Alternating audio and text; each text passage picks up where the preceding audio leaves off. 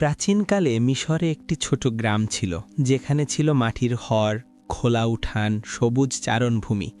গ্রামের মানুষ সহজ সরল, বিশ্বাসী ছিল, একে অপরের সাহায্য সহযোগিতা করে। এই গ্রামের পাশে পাহাড়ের উপরে এক যুবক রাখাল বসবাস করত। তার নাম ছিল বেলাল। বেলালের জীবন ছিল সাধারণ। সে ছিল সৎ এবং উদার মনের অধিকারী। প্রতিদিন ভোরে আজানের আওয়াজে ঘুম থেকে ওঠা, অজু করা, নামাজ পড়া, মায়ের কাছ থেকে দোয়া নেওয়া, তারপর লাঠি নিয়ে ছাগলের পাল চারণভূমিতে নিয়ে যাওয়া, এই ছিল তার দৈনন্দিন রুটিন।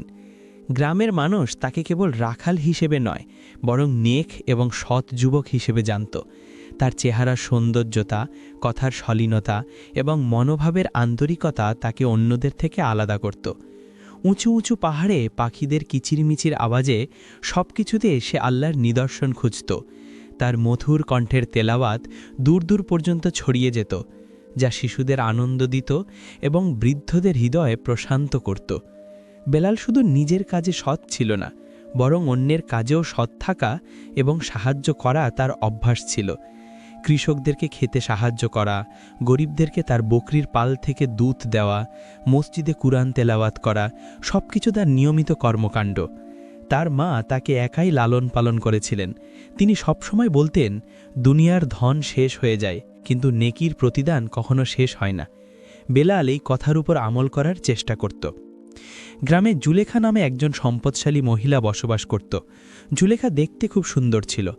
গয়না, পোশাক ও চলাফেরায় মানুষের মনোযোগ আকর্ষণ করত, কিন্তু তার চরিত্র ভালো ছিল না। ফিসফিস করে তার সম্পর্কে আলোচনা হতো। জুলেখা বেলালের সরল ও সৎ চরিত্রের প্রতি আকৃষ্ট হল। সে তার দাসীকা বলল, তুমি বেলালকে আমার ব্যবসায় সহযোগিতার জন্য নিয়ে আসো।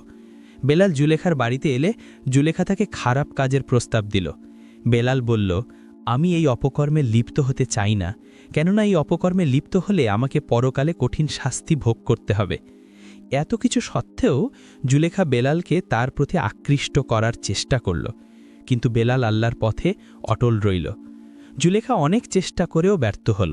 জুলেখা ব্যর্থ হয়ে বেলালের নামে মিথ্যা অপবাদ দিল। জুলেখা গ্রামে অপবাদ ছড়ালো যে রাখাল বেলাল আমার ইজ্জত নষ্ট করেছে। গ্রামের কিছু দুষ্ট লোক তার কথা বিশ্বাস করে এবং বেলালকে মারধর করে। তারা রাজার কাছে বেলালের ফাঁসি দাবি করে, কিন্তু বেলাল নীরব থাকল, কারণ সে জানত যে আল্লাহর সাহায্যই তার জন্য যথেষ্ট। রাজা জানত যে বেলাল এই ধরনের কাজ করতে পারে না। রাজা সত্য যাচাইয়ের জন্য গ্রামে গোয়েন্দা নিযুক্ত করলেন। কিছুদিনের মধ্যেই সত্য প্রকাশ পেল। জুলেখার দাসী সব সত্য খুলে বলল। জুলেখার ষড়যন্ত্র ফাঁস হল। গ্রামবাসী বেলালের নিকট ক্ষমা চাইল এবং মিথ্যাবাদী জুলেখাকে কারাগারে পাঠাল। কিছুদিন পর গ্রামে পানির অভাব দেখা দিল। খেতে পানির অভাবে ফসল নেই। তখন বেলাল গ্রামবাসীকে নিয়ে বৃষ্টির জন্য সালাত আদায় করলেন এবং আল্লাহর কাছে দোয়া করলেন। আল্লাহর রহমতে বৃষ্টি শুরু হলো। গ্রামবাসী আনন্দে ভাসল। গ্রামবাসীরা শুকরিয়া আদায় করল। এভাবে বহুকাল কেটে গেল। বেলাল বৃদ্ধ হল, তার দেহে শক্তিও কমে গেল। রাতের শেষ প্রহরে নামাজ, কুরআন তেলাওয়াত, এভাবেই জীবন কাটল। বেলালের মৃত্যুর পর গ্রামের সর্ববৃহৎ জানাজা হল। মানুষ দূর দূর থেকে এলো। তার কবরের পাশে খেজুরের গাছ লাগানো হলো। গ্রামে বেলালের ন্যায় মানুষ কেবল ব্যক্তি নয়, বরং সমাজের জন্য প্রেরণার উৎস হয়ে ওঠে।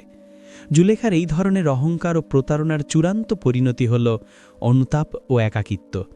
সত্য ক্ষণিকের জন্য চাপা পড়তে পারে, কিন্তু চিরকাল উজ্জ্বল থাকে। মিথ্যা ঝলকাতে পারে, কিন্তু শেষমেশ নিভে যায়।